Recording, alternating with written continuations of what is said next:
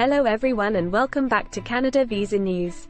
In this video, we'll be discussing the PPR timeline for Canada study visa applications. PPR stands for Passport Request, which is a notification sent by the Canadian government requesting that the applicant submit their passport for visa stamping. This is the final step in the immigration application process, and it is an exciting moment for many applicants. However, the timeline for receiving a PPR can vary depending on several factors. The PPR timeline can range from a few weeks to several months, depending on several factors. The first factor is the type of visa application that you are submitting.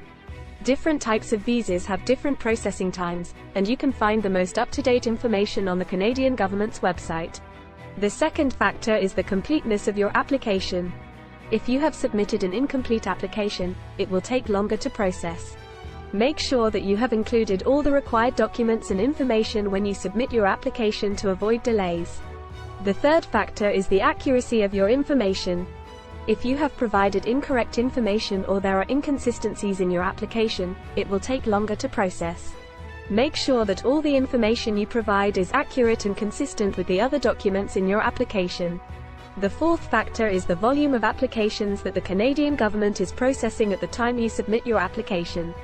If there is a high volume of applications, it may take longer to process your application. Unfortunately, this is something that is out of your control. So, what can you do to ensure that your PPR timeline is as short as possible? Firstly, make sure that you submit a complete and accurate application with all the required documents. Secondly, keep track of the processing times for your particular type of visa application and factor that into your plans. Finally, be patient and understand that the processing time is out of your control. Now, we will look into PPR timeline for Canada study visa applications. Depending on your current circumstances, it takes 4 weeks to 5 months. Just like work permits, Canadian study permit processing times depend mostly on the applicant's country of residence. Typically, a Canadian study permit will be processed on specific circumstances.